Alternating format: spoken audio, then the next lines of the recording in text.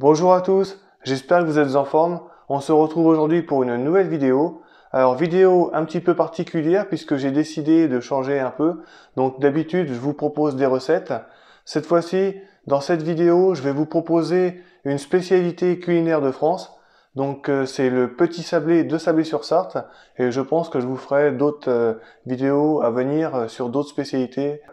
Alors pourquoi Sablé-sur-Sarthe? Tout simplement parce que je suis natif de Sablé-sur-Sarthe et j'avais envie de faire cette première vidéo sur le petit sablé. Je vais vous raconter sa petite histoire. Et également, je vais vous donner une recette de sablé.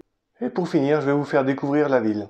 D'après les lettres de la marquise de Sévigné, le petit sablé aurait été créé en 1670 à Sablé-sur-Sarthe.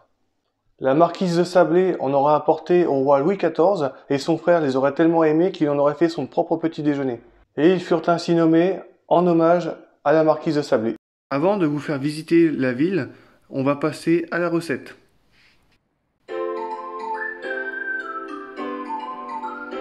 J'attache aussi beaucoup d'importance à la qualité des ingrédients, ce qui fait que les ingrédients que j'ai utilisés dans cette recette viennent de producteurs locaux. Ces trois ingrédients sont à moins de 50 km de chez moi. Vous avez la farine de séquoia, le beurre de la ferme de la Guillonnière et les œufs de natte. Avec des ingrédients comme ça, on peut faire que des gâteaux délicieux. Allez, je vous donne les quantités. Pour 50 sablés, il nous faut 250 g de farine, 125 g de sucre glace, 125 g de beurre, 3 g de sel, un petit peu de vanille en poudre et un œuf de 50 g. Dans la cuve du batteur, on va mettre la farine, le sucre glace, le beurre et le sel.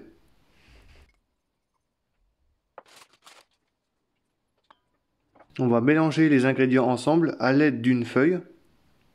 Et au niveau de la consistance, on recherche quelque chose de sablé. Comptez 7-8 minutes de mélange en première vitesse.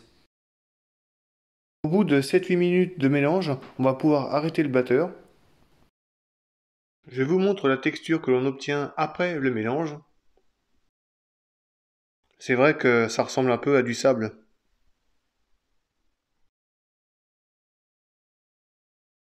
On va pouvoir ajouter la vanille et l'œuf. Alors, pour doser la vanille, moi j'utilise la pointe du couteau. Je trempe la lame dans la vanille et je vais y mettre 2 pointes de couteau. J'ajoute mes 50 g d'œufs et on va mélanger toujours en première vitesse.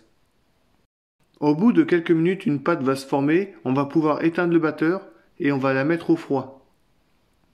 Il ne faut surtout pas mélanger trop longtemps parce qu'après on va incorporer du corps à la pâte et après les biscuits seront trop durs.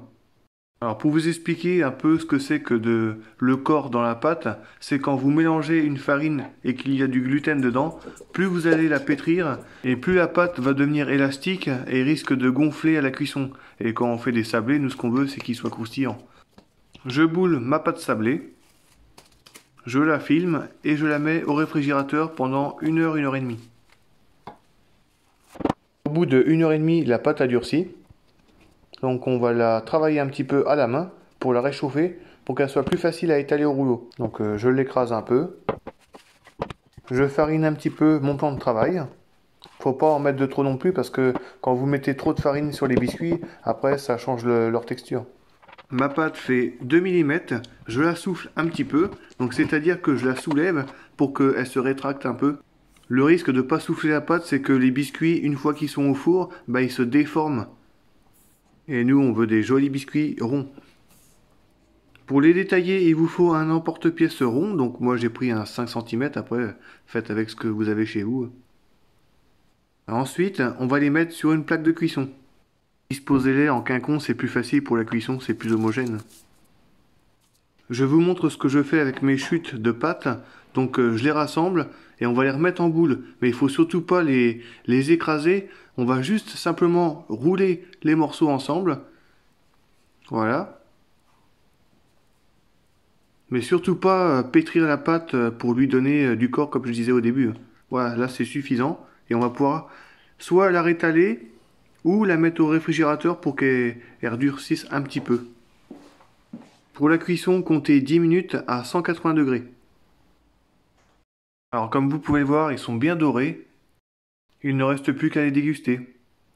Alors soit nature ou accompagné de chocolat ou alors avec une clémentine. La recette est terminée, je vais pouvoir vous présenter un petit peu la ville. Si vous êtes curieux et que vous voulez goûter aux sablés artisanaux, il faut vous rendre dans le centre-ville de Sablé.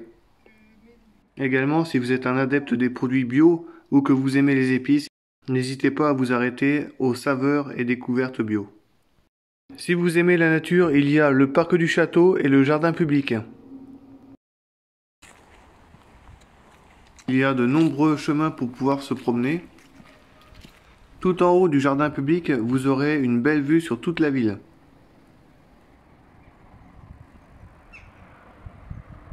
Et si vous allez faire un tour au parc du château, vous aurez l'occasion de voir le château de Sablé. Vous aurez une magnifique vue pour voir l'ensemble de la ville quand vous serez tout en haut. La vidéo est terminée, j'espère qu'elle vous donnera envie de visiter la ville, de goûter à cette spécialité et à refaire la recette chez vous. N'hésitez pas à partager la chaîne et à vous abonner. À bientôt!